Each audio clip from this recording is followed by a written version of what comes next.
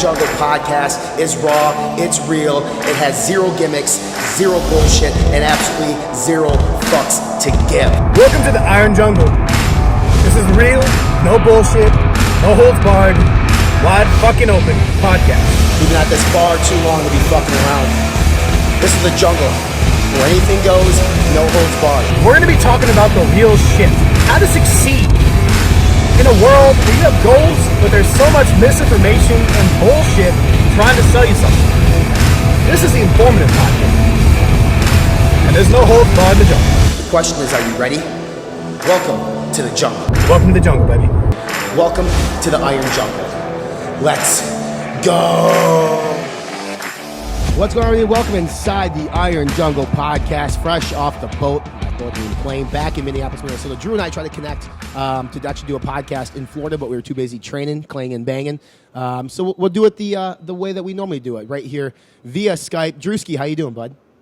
I'm good, my friend. I haven't seen you in what, 2 days now? Something like that. You look. I've seen you in 2 days. Yeah. Yeah, but when I see you in person, you don't look nearly as sophisticated because you're not wearing those dope ass glasses.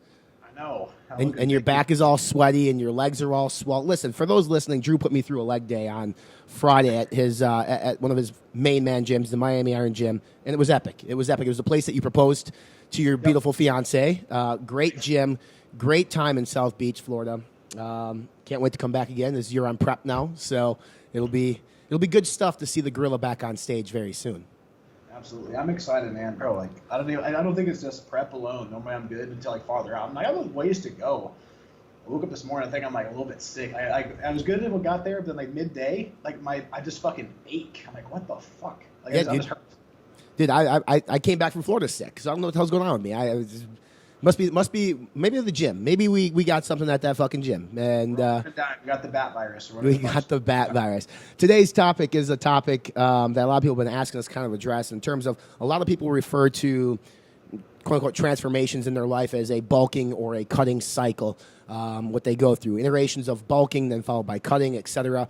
Or maybe it might be a maintenance or a recomp stage. But Drew and I want to dive into not just what supplements you need to take when it comes to bulking or cutting, because supplements are not the meat and potatoes of a bulking or a cutting plan. All right, the meat and potatoes of a bulking or cutting plan is going to be meat and potatoes, like your foods and your training regimen. So we're going to talk about it kind of in two separate things here. It's like, what type of nutrition do you want when you're bulking, along with supplementation, and what type of nutrition do you want when you're cutting, also along with supplementation. So we're still in winter months here. A lot of people bulk in the winter because, hey, at least in Minnesota, you can't take your shirt off until at least May. So bulking in the winter is not a bad thing here because then people can't see that you're potentially lacking abs. But a common misconception, I think, when it comes to bulking and cutting is the caloric surplus or deficit and how big that needs to be.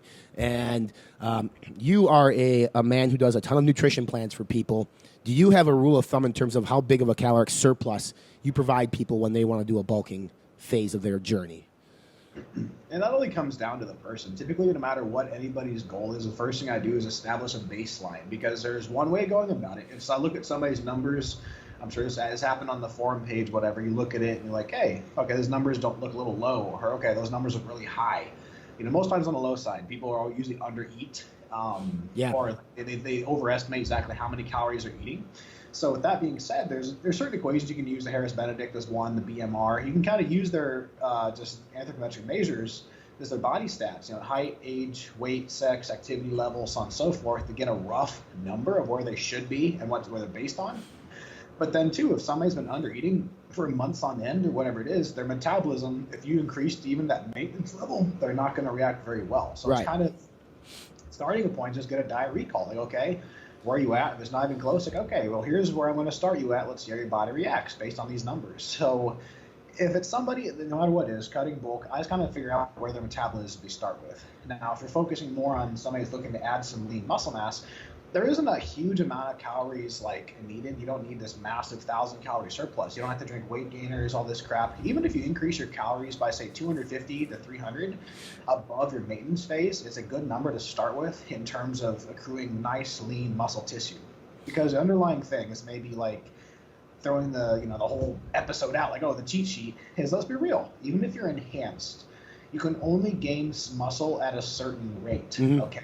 A good example of this, I think, taught us in competing episode is like, okay, you know, somebody they compete at 200, they bulk up to 260. Next year they compete again, they diet down, they get ready to step on stage, then weigh in at 202. You put on 60 pounds to gain 2 pounds of actual muscle. Yeah. Put that in perspective. Yeah. I mean, you're absolutely right. And I think I want to talk about it too, because there's a lot of macro calculators online, including us at FI have one where it's going to shoot out a number for you. And I think one thing to keep in mind, especially if your current caloric intake is significantly low, and most people are eating less than what they're supposed to be to begin with, don't jump to that number right away, to that ideal number that, you know, a macro calculator spits out to you. Don't do that overnight, because if that's an additional 1,000 calories a day, what do you think is going to happen? Or even you know, 500 calories extra. You want to work your way up to it. So Drew mentioned 200, 300 calories extra. You probably could safely get to that pretty quickly, but you definitely don't want to just jump into it, because your metabolism doesn't know what the fuck is going on. It doesn't adjust that quickly. So how quickly, if you run a plan for somebody and say your caloric surplus over your basal metabolic rate or over your total daily energy expenditure rate is 300 calories more, do you have them start that right away, or do you have them take a week or two to get to that ideal point? I accustom into it gradually. I mean, if somebody's pretty much on point, okay, we can start that surplus and adjust it from there. Like, okay, if I'm at this amount of calories and I've been maintaining weight, like sometimes best case scenario, they've been following a certain diet, whether it's not gaining or losing. Okay, then we know what numbers we're at, and I can make adjustments from there. But, you know, I wouldn't just pick a random number without any background information, throw them on a plan and see how they react. Sometimes you have to. If they like, oh, I kid you not, I had, believe it or not, this one ex back in Nebraska, she was getting ready to do her first show, and it's like, oh, I need help with my diet. I'm like, okay, and this is like 3 weeks out by the time I look at it, and like I was like, okay, send me what your diet is. You know, right. This is like very early stages of talking or whatever. It's like, okay, well, I eat typically a shake in the morning, and then lunch I usually have a sandwich or something like that. In the afternoon I snack on gummy bears, and at supper I have whatever my family's having. I'm like, so you're doing a contest prep and that's your diet. Okay. So with that being said, it all depends on the individual versus, hey, I've had a set meal plan, it's not gaining or growing or losing. Then we have something to work with. Sure. Fine. I've seen some disasters. Yeah, I mean, so I think another thing here, when we talk about nutrition when it comes to bulking, I don't think nutrition changes very much between bulking and diet, or bulking and cutting in terms of types of foods you can eat. There's like a meme that out there that says, this is the foods you eat when you're bulking. These are the foods you eat when you're cutting. They're the same. And, you know, Drew's not going to tell you right now, when you're cutting, eat brown rice. When you're bulking, eat white rice. That's one of the biggest lines of bullshit I've ever heard in fitness to begin with anyway. I mean, it's like brown rice for cutting, white rice for bulking. Why? Well, and we've covered the rice conversation on this podcast numerous times before. The main thing is when you're bulking is obviously you want to get to that caloric surplus. You have a surplus of calories coming into your diet on a daily basis. Now, the types of foods in which you fill that caloric surplus in, it is important. I don't think Drew's going to have pizza in your diet per se, but let's talk about, when it comes to bulking, how important is meal timing, Drew? And this is cutting as well. Honestly, I think that meal timing is more so when it's convenient for you. The main thing to focus on is not so much eating, I need to eat every 2 hours, every 3 hours, whatever, to maintain my metabolism, stoke it. That's not supported by science. The key with this is spacing out meals to give your body adequate time to digest it, but also in cases like that to fuel your performance. I'm not so much concerned about, stoking metabolism. I prefer to eat multiple meals for the day. I typically eat 6 times. One, in an off season, it spaces my food out because the volume of food that I'm eating is just a lot. So I need time to digest it and break it down. I can't eat that in 4 meals, whatever it is. I need more just to space it out. Right. And the other part, too, is if you're cutting, I like spacing out having more meals because it feels like I get to eat more frequently because it spaces it out. That's personal preference, you know? Right. So that's something to consider. The big thing I am big on is per-workout nutrition. So if you have X amount of carbohydrates, one thing I feel that people should take advantage of is using that to have the insulin response. So if you're training, say, at night, it doesn't make any sense to have the majority of your carbohydrates first thing in the morning. People get this idea flawed because they're like, I can't eat carbs at night, I'll get fat. Or, carbs magically turn to fat after 6 p.m. That's not the case. Right. Eat for what you're doing at that time of the day. If you're training at night, typically I'll do say protein, fats, and greens in the first couple meals. Then if I have however many carbs, start working those in. Say maybe by my 3rd or 4th meal, if I have lower carbs, then I start adding in carbs. And then pre-training meal is proteins, carbs, and a moderate amount of fat to keep blood glucose levels stable and keep digestion nice and smooth. And sometimes if it's a big amount of carbs, have some carbs intra-training, such as cyclodextrin, and then have carbs and protein following my workout. So if you have to have carbs, the best time of the day to eat them would be pre, intra, and post-workout. Take advantage of that insulin response. It's very hard for your body to store body fat when it's in a catabolic state, when it is breaking down in a recovery period. So don't worry so much about the time of the day. Worry about what you're doing at that time. If you train in the morning, then have your carbs in the morning, taper them down throughout the day. Whenever your energy demand is highest, that's when you hit the carbs. That goes for both cutting or bulking. Right. 100%. I've used that advice for a lot of people. You know, there are people who have a certain amount of carbs. You know, they're saying, well, I have a limited amount of carbs in my diet. Say they're cutting, and they want to spread them throughout the day. It's like, well, you should really bunch those around your workout window, honestly. Like if you have to sacrifice carbs with dinner to put into around your workout period, it's going to be more beneficial for you at that point. So you mentioned a couple different things there in terms of like carbohydrates right away. Let's talk about carbs in terms of bulking, because typically when you're bulking or you're in a bulking cycle, the one macronutrient that's probably going to raise more so than the other two would be your carbohydrates. And speaking from experience, like my diet on off-season bulking was at 3,900, almost 4,000 calories, and I was eating like 500 to 600 grams of carbs a day. So for me, when it comes down to supplementation, a cyclic dextrin supplement was extremely important for me because it was very hard to eat that much in carbs. So a lot of people are like, what are the best supplements to take when bulking? I guess at the end of the day, it really comes down to like what's your macro breakdown, and does carbs fit into that? Do you need that? But there are other supplements that can help. But let's talk about carbs. We'll start there, and then I want to talk about weight gainers, because that one we could talk about probably a whole episode on. So carbs. Is a carbohydrate supplement recommended for a bulking cycle? It all depends on your total carb amount. Sometimes it may not be necessary at the beginning, but then if you get up there and, like I said, if you're packing like 350, 400, whatever your appetite is, more grams of carbs and you can't get them in, I definitely think that they'll be beneficial during your workout. The idea is to have things that don't upset your stomach. So things like dextrose, waxy maize, maltodextrin especially, it's not ideal. It's going to sit in your stomach like a brick. It's going to form a bolus. It's going to spike your insulin. It's not going to have a good effect. Plus, it also might affect your GI system, might cause your stomach upset. Cyclic dextrin, or carb 10, or glutinose are 3 carbohydrates that have low osmolality. What that means is that when they're ingested in the stomach senses they don't need to be broken down farther. They're allowed to pass into the small intestine and start being absorbed and digested. With a high osmolality, whether it be maltodextrin, dextrose, so on and so forth, yes, they have a high glycemic response, but also the stomach senses that they need to be broken down, traps them in the stomach, and then you just have this bolus of carbohydrates sitting in your stomach. You're bloated, gassy, it's going to pass all at once, and boom, have your insulin spike, might cause it to crash. It's just not an ideal situation. So for a bulking phase or even cutting with higher carbs, I think it's beneficial. Carbs in general, some of my go-to staples, dependent on who it is. The carbohydrates, in my opinion, should be easy digestible. Very hypoallergenic, because that way you're having no issues digesting them and keeping the digestive system happy, because it doesn't matter how much you're eating if you can't absorb it. Jasmine rice is fucking fantastic. That's my go-to carb. It's very carb dense. You can get a lot of it. Cream of rice is a very carb dense product as well. For post-workout training or even pre-workout training, things like plain Rice Krispies or Rice Chex are things that I'll put in my diet, or others. More starchy things, like with a little more fiber, things like regular white potatoes, like red, yellow, doesn't matter, or sweet potato. Things like quinoa, or some people like to do that. But the downside of things that are very fiber heavy, maybe very nutrient dense, but good luck eating 300-400 grams of carbs a day from things like sweet potato. You're going to feel that every bit of that, because it's very fibrous. It's going to sit in you. So in that case, having something that's quicker digesting, easy to break down, is advantageous to get your calories. If somebody wants to do an experiment at home, do this.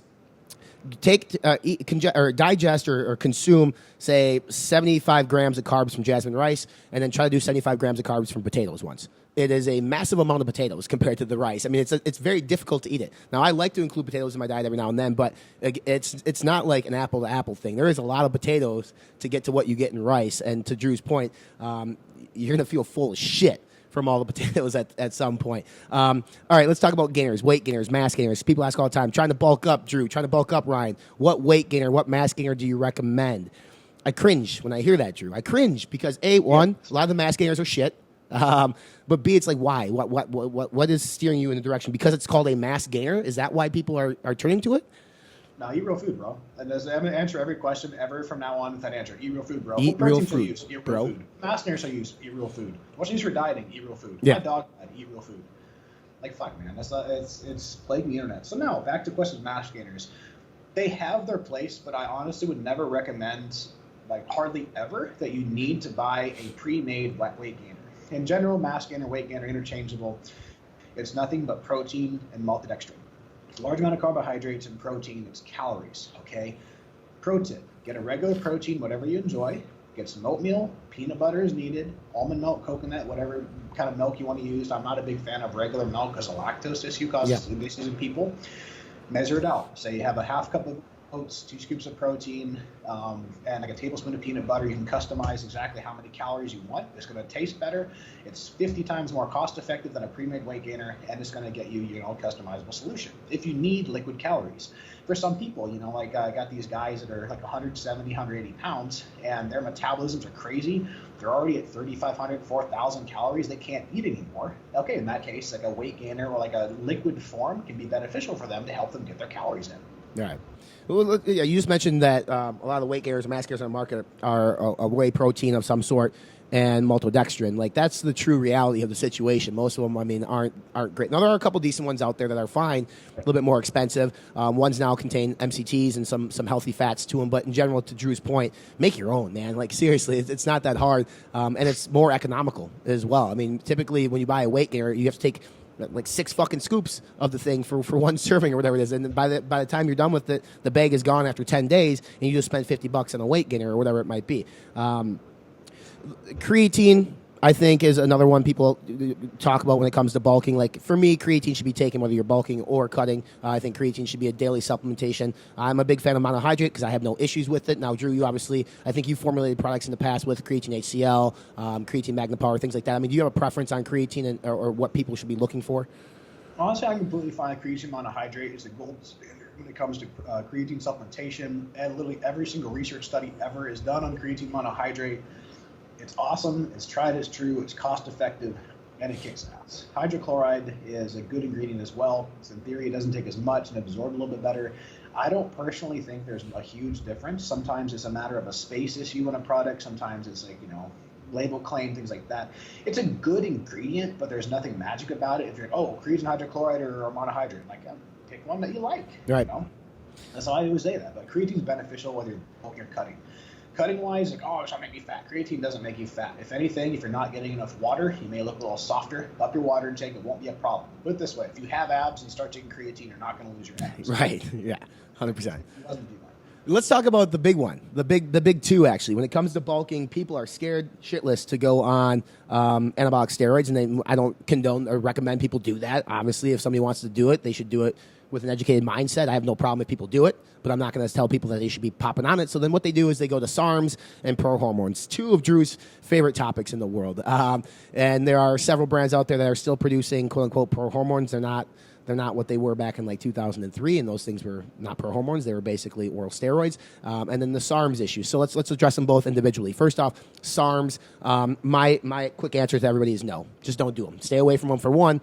Most times it's not an actual SARM. You don't even know what the fuck you're getting inside that bottle. You might actually be taking liquid testosterone, and that is something that you don't want to be doing, or a capsule version of testosterone.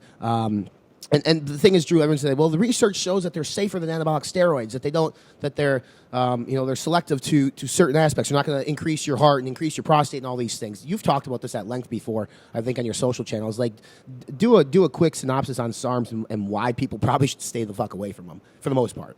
Everybody thinks they can have their cake and eat it too. They can take an anabolic substance that increases lean muscle mass, helps them lose body fat, helps them maintain lean muscle during a cut, and have no side effects. The thing about it, they are a research chemical. They've never been approved for use. They're originally developed for people with muscle wasting diseases, like cancer, AIDS, so on and so forth, as a medical thing. And they never got past a certain point when it comes to the FDA for trials, and that's because there's a lot of issues with them, like some of the old school ones. If people have issues with night vision or hepatotoxicity in terms of like being toxic to the body. I don't care what people say. They are going to shut you down if you run them high enough. They're not everything that they're painted out to be. The other main issue too, if that's your issue, thinking they're safer, that's not the case. There's a lot of unknowns. I'm not saying that gear is side effect free, because it's not. But honestly, you're better off, in my opinion, if you choose to go that route using the real thing, because chances are it's going to be real. A lot of the SARMs out there are fake. And my big issue with it is people are selling SARMs just like they used to sell pro-hormones. They're selling them as dietary supplements, okay? And that's what this, I'm like, bro, it's not a fucking dietary supplement. It's a chemical. It's a fucking research chemical. It's not meant to be in capsules. It's shady as fuck. And people get this issue where, I'm taking something that's completely fine. It's sold over the counter as a supplement. steroids are bad. I have to inject it, and I have to buy that from my guy at the gym. Like, everybody has this magical little world. That's not the case, you know. Yeah. And to your point, pro hormones technically weren't. They were the steroid precursors, the way to describe them. Yeah. They aren't technically a steroid, but they undergo a 1 to 2 step conversion into a steroid when ingested in the body, and that's why a lot of them were methylated. They had issues with people getting jaundice, kidney failure, so on and so forth, because they are a designer anabolic steroid. Right. And there is the I don't remember the actual act, but like pro hormones, the ones from back then are basically banned. Like they're not allowed to be sold today. So the pro hormones you buy today, I mean, they are a little bit different. I actually, honestly, God, when people ask me about pro hormones now, I'm pretty stupid when it comes to it because I just don't look into them anymore. I mean, I probably should take some time to look into them a little bit more. I don't use them. I don't recommend people use them, but I know there are certain brands out there that are in existence today because they still sell, you know, like a type of like pro hormone that people, and they sell them for like $70-$80. You know, this they're really DHEA based. Like the DHEA is, you know, different metabolite. They convert into testosterone or estrogen, different types of DHEA. It is just legal to sell. You can buy DHEA, the regular compound, at frickin' Walmart. I'm pretty sure. Yeah. You know, it's a hormone precursor. So, you know, different ones, different effects. Sometimes I'll put things like rimestane in there, an over-the-counter estrogen control thing to have that effect. But they're just not. They don't convert as well. They're not as strong. They're not as potent. They do carry their own, you know, potential risk for shutdown because you are providing a synthetic substance. But they're just a less potent version of DHEA, basically. one of the biggest mistakes I see people make when it comes to cutting, Drew, and you probably see this all the time too, or hear about this all the time, is what they do is they essentially stop eating and they increase the fuck out of their cardio. And what they're doing is they are completely fucking up their system. And so give us a public service announcement from you, from a man who's been in this industry and in the fitness world for a long time. Those who think that you need to just basically stop eating and increase your cardio to cut, you say what?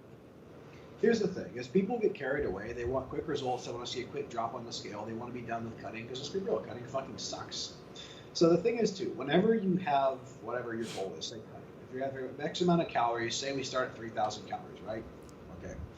Starting out, if they haven't done any cardio, whatever, I typically will put them on, say, do 20 minutes of cardio, like, say, 4 to 5 times a week, depending on the individual, how fat they are, and also just how long they have. If they have a goal in mind, like, I have a show in 16 weeks, those are factors to consider. But, adding a little bit of cardio, give them a gradual calorie decrease, say they're at 3,000, maybe dropping down to 3,800 in combination with the cardio, and see they respond. If they have a drop, okay, like a good rate of loss is anywhere from 1 to 2 pounds a week. I mean, I preferably like anywhere but 1 to 1.5 is good because it makes sure that you're maintaining lean muscle mass. Right. Dropping more than that, okay, it can happen. It could be some water as well, but you don't want to have these massive drops. 1, it's not sustainable. 2, you're probably losing muscle. You're under eating. And 3, you could be eating more or doing less cardio to keep maintaining lean muscle. So what happens is if you start out the gate doing this massive calorie reduction, you go from 3,000 calories to 2,000 calories, you add in 45 minutes of cardio a day, okay, you progress through the week, you drop some weight, boom, you drop some weight next week, so on and so forth. Eventually your body loves to adapt to things. It likes homeostasis. It's going to catch up to you. Okay, I'm used to doing this amount of cardio.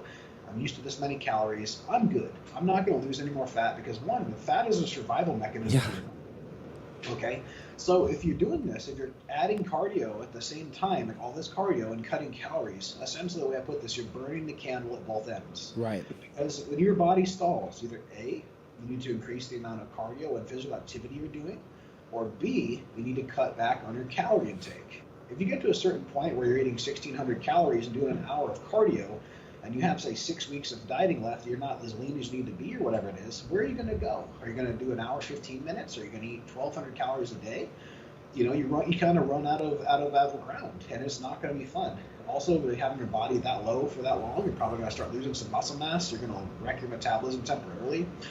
Metabolic damage is another topic. I think that's been largely disproven over time. There's extreme studies on that. I can't remember what it was, like a prisoner camp or whatever, where they had these extremely hypocaloric deficit diets of people for months upon months, and their bodies returned to normal metabolism.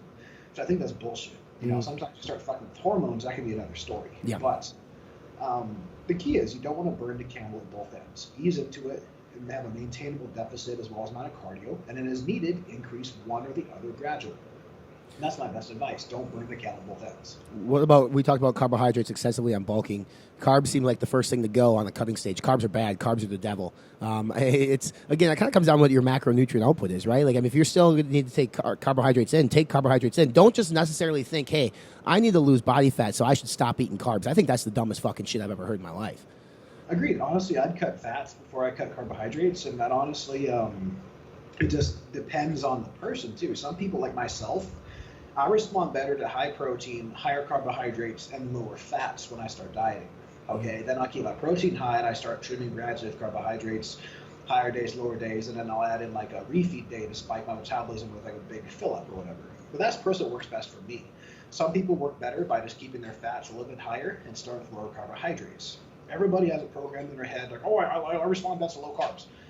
Okay, why? Oh, I lost like a bunch of weight really quickly. Okay, when they reduced their carbohydrates in half, they dropped all this water, this muscle glycogen on a scale. They saw a drop of 5 or 6 pounds. That doesn't mean you respond well to fucking low carb. That just means you had that response. Okay, what was your long-term outcome? It's the same thing with keto. This isn't a bash against keto. Fuck your keto. But when people go on ketosis, they like it because they have this massive drop in body weight right away because they're not replenishing glycogen at all. They're dropping all this water. They're dropping all the muscle glycogen, and that's why there's this drastic weight loss. They think inherently it works faster. But if you were to get your body fat tested, the results are not going to indicate that it worked any more effectively than another type of diet that is in an equal amount of calorie deficit. Yeah. That's the key. Yeah, I completely agree on that. And there's many diets that are designed for cutting that essentially just cut out one macronutrient group. Of course, you're going to lose fucking weight when you cut out a macronutrient group completely, whether it's fats or carbs, or even you cut your protein in half, whatever it might be. That's why I think with keto, right? Like lower protein, lower carbs, higher fats. Well, I mean, when you look at how many calories you're taking out from the protein and the carbs, and then you look at how many you're adding back in with the fats, you're still in a caloric deficit from keto, and then so there's a lot that goes into that. So for like the last 5 minutes of this podcast, Drew, people are probably like, "What supplement can I take to help me lose fat?" Listen, there's no fucking magic pill. If I take anything from Arnold, it's that. There's no magic pill. But the one supplement category that is still booming today and booms every day, and it's one of the most, I'm not going to call it a worthless category. I'm not going to go as far as saying that, but a lot of the supplements within the category are fucking worthless, and that's a fat burner category, which is, man, it's just, it's done by so many brands, and so many brands do like a capsule formula, and so therefore it can't get the dosing correctly where it needs to be, and, within our field, we have the powdered versions of fat burners, which shows some potential, but fat burners overall, like by taking a fat burner, does not mean you're going to lose body fat or weight. You have to use it in conjunction as a supplement to something else. But you've made fat burners before, Drew. Like, what's your personal preference on them, and do you recommend them to people?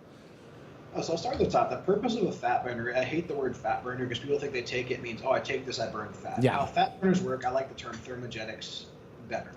The point of them is they help increase your core temperature of your body. That means it helps your body burn more calories and burn more calories more efficiently. Right. So starting at the top, I do think they have their place. If they have stimulants in them when you're dieting, if you're feeling foggy or tired, they can help you feel better mentally, more mentally focused, help you get through a cut. There's certain things you can take. Once again, there's really iffy in terms of FDA claims. I'm not going to go there, but like they're helping suppress your appetite. Yeah. You're not even allowed to say that in marketing. So Right. let's cover some of the popular ones, some that are very, I think, misconstrued, and then we'll talk about if you would think are beneficial. So one that you hear a lot about, everybody assumes that carnitine. Mm-hmm. And people take this, it's a stimulant-free fat burner. And I understand how carnitine works. Essentially what it does is it helps transport fatty acids into the cell, the mitochondria, to be burned as energy. People hear the word fatty acids, to be burned, and they think, it's burning body fat. Not necessarily. It helps basically transport fatty acids as an energy source, whatever's converted into your body, but it's not inherently going to make me a fat burner. Honestly, it works better in the presence of carbohydrates, which is going to fly in the face of what most people think about it. Mm-hmm. Does it have its place? Yes. There's some cool things about carnitine, but it's not inherently a fat burner. Another one you see is, there's more. Real quick, Drew, let me dive in on carnitine too. So all the carnitine supplements that we use in the market today are oral supplements. A lot of times they're powdered forms or there's a liquid form of carnitine. There's also, for those who are interested, I'm not recommend this, but there is an injectable form of carnitine as well, which is going to be 100 times more effective than your oral version of carnitine. So that does exist too. But again, the premise of carnitine doesn't change whether it's injectable or consumed orally. Like what Drew just discussed is the same thing. Now, does an injectable version of carnitine work better than an oral? Yes, it will. But it's again, it's an injectable, and then you have to buy it from a veterinarian clinic because it's used for horses and shit like that. But again, those do exist as well. Another one, I'll throw it out, Drew, for you here. You see when it comes to fat burners. You mentioned carnitine being one of the most popular ones. Another one too, I'm just going to say it, and it's CLA, right? CLA is still popular. CLA tablets are, well, and they make, sometimes you hear the companies make weird claims. I'm not even sure if they're legally supposed to be making them, but like CLA is not a fat burner. I mean, it's essentially, in my opinion, it's damn near worthless. From the data I've seen on it, it can help maintain lean muscle mass and help improve body composition over time. It just takes a long time for it to work. It's more so helping preserve lean muscle tissue, and it also takes a fuck ton of it. I think it's like, 3 to 4 grams a day. Yeah, it's way higher than any supplement ever recommends. So when you even take it straight up in a capsule form, you're going to need like 5 or 6 capsules if it's a half-gram capsule to get the effective dose to have any effect. That's just my opinion. Yeah. Some stuff that I do like, everybody talks about green tea, and not so much. It can help it's a good antioxidant, I guess, but a couple of the cool ones out there that can have some different fat-burning data, they're really cool, are things that help brown white adipose tissue. One of those is Grains of Paradise, which is actually a really cool ingredient. It can help a key component. That can help, of course, your body burn fat more effectively. There's another one called Mitoburn, which is a different type of acid. It's a newer ingredient from a company called NNB Nutrition. Shout out to Brett Nelson there. I'm working on a few things with that for a later potential release. It's a really cool ingredient. Similar mechanism is going to help brown white adipose tissue into being more easily burned, which is kind of badass. What about Capsimax, Drew? What about Capsimax or capsaicin, which is like basically peppers? Basically, it increases your core temperature. So that can help in a way, of course, increase your fat oxidation as well and burning. Yep. So there's a lot of things out there that can help, of course, fat loss. Another one being synephrine. Of course, let's touch on one here. Everybody, of course, knows the myth about ephedra. So, but the legend of ephedra before it got banned. The shit you buy these days is not the actual ephedra. Not at all. It's a tea, basically. The original ephedra basically could increase your metabolism, if I'm not mistaken. So if it's not 100%, send me a message. I believe it's anywhere from 3 to 4% above baseline, so it does help increase your metabolism. Clenbuterol, on the other hand, is basically a chemical version of ephedra. It helps your body, it's a beta agonist. It can increase metabolism. It was developed originally as a cousin of albuterol, a bronchodilator. But it also has a side effect, quote unquote, of increasing your metabolism from anywhere to 10 to 15%. That's a pretty big jump, and that's why clenbuterol is a research chemical. It's not a legal supplement to buy over the counter, but that's why that's used in that purpose. A good one I do like as well is Yohimbe, which is an alpha agonist.